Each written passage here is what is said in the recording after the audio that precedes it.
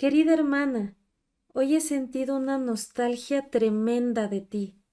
Estoy segura de que no recuerdas España, porque eras muy pequeña en aquella época. Yo tampoco recuerdo gran cosa, pero sí que me ha venido a la mente ese día en el que papá y mamá no volvieron a casa, y todo se convirtió en confusión, conmoción y tristeza. Un camionero borracho atravesó un cruce a demasiada velocidad y se estampó contra el coche de nuestros padres. Es el tipo de cosas que solo pasan en los países hedonistas. Como no teníamos ningún familiar en España, nos enviaron a Finlandia. Yo tenía 4 años y tú eras una cosita de 2. Recuerdo cómo te acobardaste al ver Neulapa aquel primer día. Los nuevos olores, los muebles extraños, la rareza de la luz y esos árboles demasiado grandes que había en el patio. Estabas desolada y con los ojos llorosos, e intenté consolarte, aunque estaba agotada debido a la nostalgia, al duro viaje y a todas las cosas nuevas y escalofriantes. No es sencillo mudarse de un barrio de las afueras de Madrid a una pequeña granja en medio de los bosques finlandeses. Auliki tenía unos 70 años en aquella época. Era nuestra única pariente cercana. Casi no teníamos familiares, porque nuestro padre era hijo ilegítimo. Auliki no se casó nunca. Quizás el padre de nuestro padre fuese un hombre inferior o de otro tipo dudoso. Eso explicaría muchas cosas. Nunca me atreví a preguntárselo a Auliki. Hay muchas cosas sobre Auliki de las que me di cuenta más tarde, cosas que de seguro que nunca se te llegaron a ocurrir. La habían enviado a Suecia como refugiada de guerra en la década de 1940, y por eso se encontraba lejos de Finlandia cuando el último decreto sexual se convirtió en ley. Sus padres biológicos contrajeron una enfermedad muy grave cuando tenía unos 20 años. Su padre, una enfermedad de los riñones. Su madre, cáncer. Ambos estaban a punto de morir, ya que la autoridad sanitaria decretó que dichas enfermedades eran el resultado de una forma de vida inapropiada y poco saludable, por lo que el gobierno no les iba a financiar el tratamiento. Tampoco tenía dinero para un médico privado, y Auliki volvió a Finlandia en 1954 para ayudarlos. No sé por qué volvió. Ambos iban a morir de todos modos, pero lo hizo. Tenía la doble nacionalidad, sueca y finlandesa, por lo que, cuando decidió quedarse para hacerse cargo de Neulapa, vivió con una insólita inmunidad diplomática que le permitía conservar todos los derechos. Hasta tenía la capacidad de contratar trabajadores. Así fue como contrató a jóvenes mascos que se graduaban en la Escuela de Agricultura cada año. Auliki recogía del huerto comida suficiente para mantener el sótano lleno, y también para vender patatas y verduras a un granjero local, que a su vez las vendía junto a frutas del bosque y manzanas en el mercado de Tamela.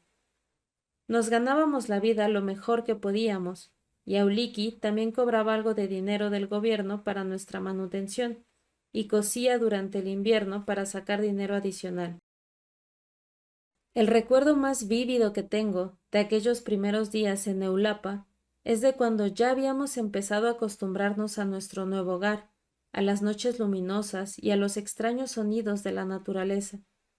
Estábamos jugando en el patio y Auliki vino para llevarnos al cobertizo.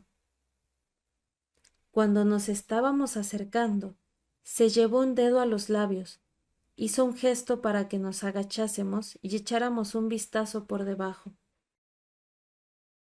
Nos encantó ver un par de ojos brillantes y sorprendidos que nos devolvían la mirada. Una gata callejera había tenido crías debajo del cobertizo. Auliki nos contó que la había visto deambulando por los límites de la propiedad y había pensado que sería beneficiosa para mantener a los topos a raya, aunque luego se dio cuenta de que iba a tener gatitos. La gata había conseguido mantener la camada en secreto, pero los gatitos ya habían empezado a abrir los ojos y aprender a caminar, por lo que Auliki los había descubierto al oír rasguños y unos tenues maullidos que venían de debajo de la estructura.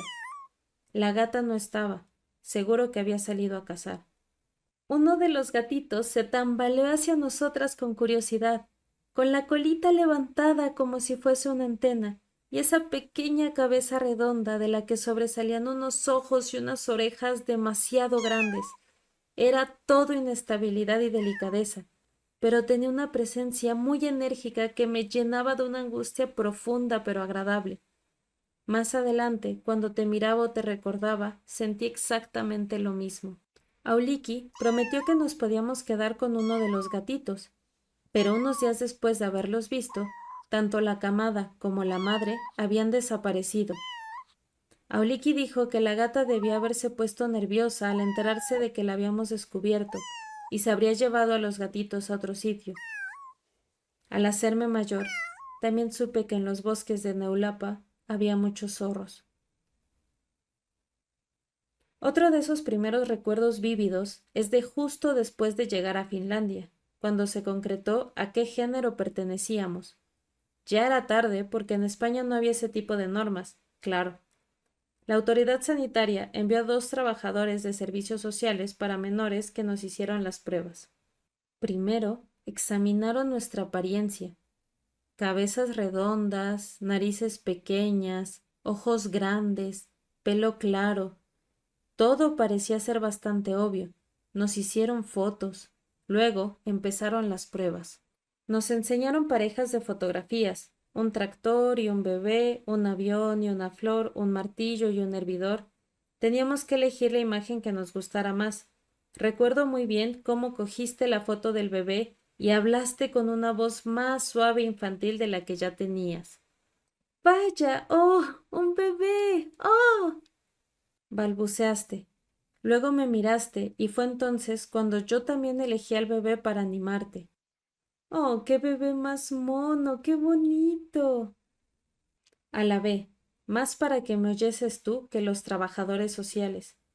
Pensaba que las pruebas eran para descubrir si éramos buenas hermanas. Quizá fuese a ocurrir algo malo si descubrían que éramos muy diferentes, o si teníamos opiniones opuestas. Por eso me dediqué a elegir las imágenes antes que tú, aquellas que sabía que te iban a gustar más. En ese momento no sabía a ciencia cierta lo importante que iba a ser aquello. Más tarde, los trabajadores sociales sacaron varios juguetes de un gran maletín. Uno de ellos era un camión de bomberos de madera pintado de un rojo resplandeciente del que me enamoré a primera vista. También había una muñeca vestida de rosa del tamaño de un bebé de verdad. Había un gato de peluche y también la locomotora de un tren de hojalata. Había bloques con letras y números y también pegatinas brillantes con imágenes de corazones y parejas sonrientes de recién casados. Había una enorme llave inglesa de madera y un caso pequeño y muy bonito decorado con rosas, un gorro de cobrador y un delantal con volantes. También unos bloques rectangulares de colores relucientes que se acoplaban al unirlos. El trabajador nos enseñó cómo hacerlo. Con ellos se podían construir todo tipo de cosas, castillos, grúas o aviones. Nos dijeron que eligiésemos los juguetes que más nos gustaban. No tardaste en acercarte a gatas al gato y abrazarlo. Y estoy segura de que aún recordabas a esa adorable criatura peludita tambaleándose debajo del cobertizo.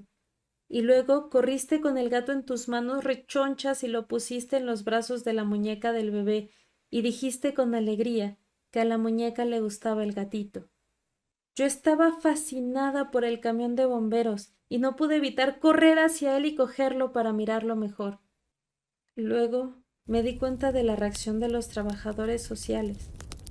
Era como si el aire hubiese quedado impregnado de un tufo alquitrán o cubierto por una cortina de humo, como un incendio distante en los bosques. Algo no iba bien. Solté el camión de bomberos y cayó al suelo con un ruido sordo. Incluso le di un ligero puntapié, como si me acabase de dar cuenta de que a pesar de lo llamativo de su color, era algo frío e insulso. El olor ahumado se despejó de inmediato y empezó a cambiar a algo más parecido al de una sauna caliente, jabón de pino y hojas secas de abedul. Sentí que el buen olor que emitían los trabajadores se hacía más fuerte y duradero cuando rechazaba las herramientas y los camiones y me ponía el delantal y cogía el caso. Hice un círculo con los bloques de letras.